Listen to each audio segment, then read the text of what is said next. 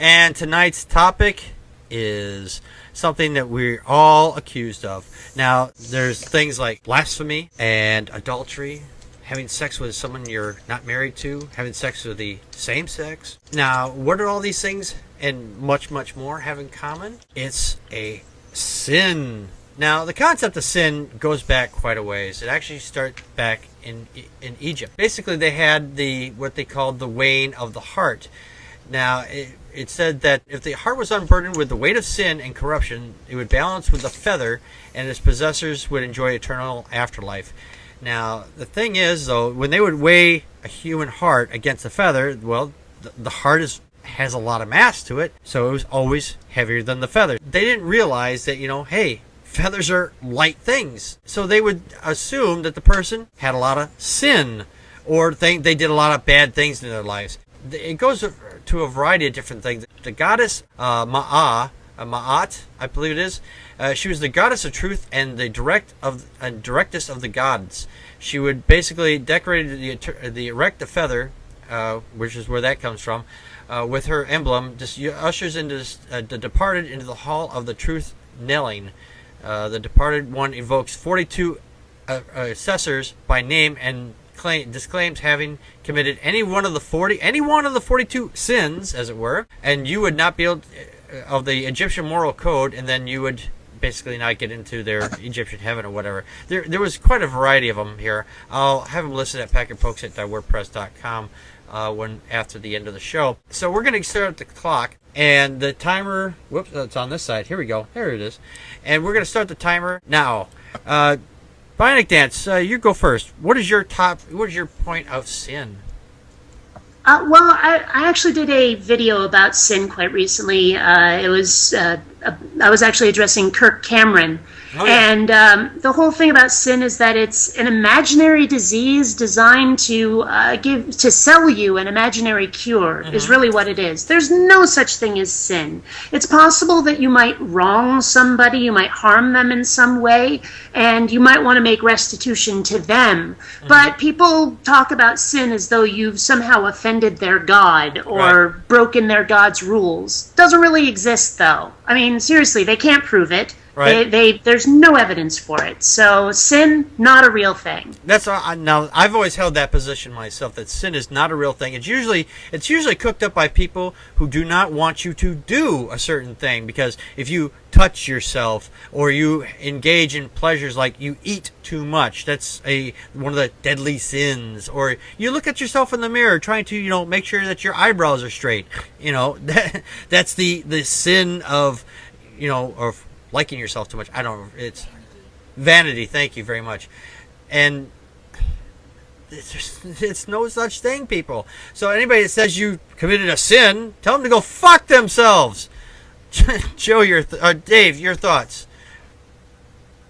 Yeah, so Bionic Dance was really hitting the nail on the head with its imaginary disease made up to sell an imaginary cure. And what gets me is that, especially in Christianity and in the Abrahamic faiths, the concept of sin starts at original sin. Yeah.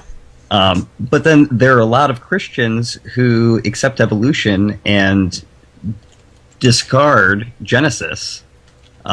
So once they get rid of original sin, I don't understand where they come up with why sin exists, and then even why Jesus then would have to be crucified for that sin. That's a great question. If you accept evolution, what's the point of the Christ dying, as it were? I mean, well, what's he dying for if it's not the original sin that you've already discarded in your whole worldview of your religion?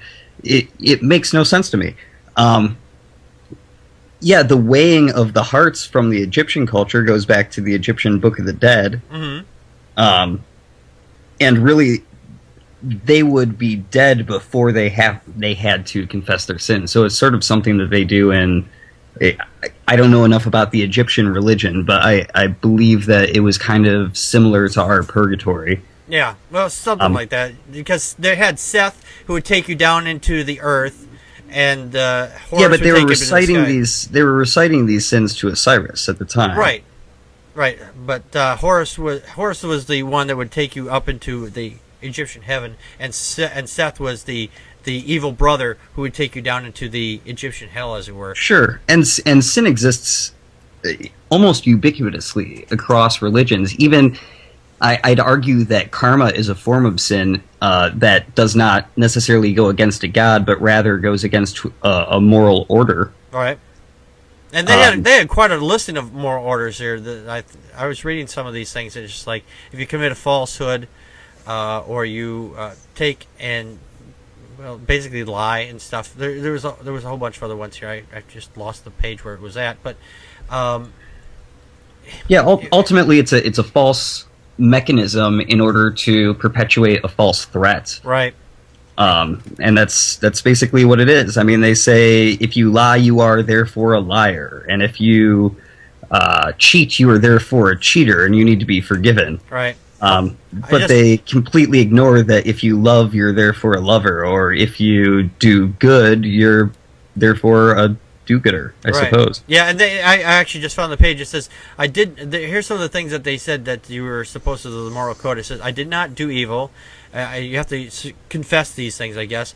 I did not commit violence. I did not torment any heart. I did not steal. I did not cause anyone to be treacherously killed. I did not lessen the offerings. I did not do any harm. I did not utter a lie. The list goes on and on. Like I said, there'll be a list at packardpokes@wordpress.com. Joe, what are your thoughts on this? I think if you don't sin, Jesus died for nothing. Hey, there you go. I'm for you. Let's all go out and commit. Let's get our sin on. Yeah. Let's get our sin on. Wait a minute. No. That almost sounds like a technical thing. Sin on. Yeah. I think Bionic and Dave covered it pretty good. It takes a God to have sin. Without a God or proof that there is a God, then sin is just an imaginary construct of religion. Right. And I've discussed this with many believers on Twitter many times, and I've said, well, sin is irrelevant to me because I don't believe in God, and therefore I'm not pissing anyone off. And they were like, well, it's still pertinent because if you believe in it, then it's real. And I'm like, yeah, no. It doesn't matter how much you believe in it. Reality is reality. Right, exactly.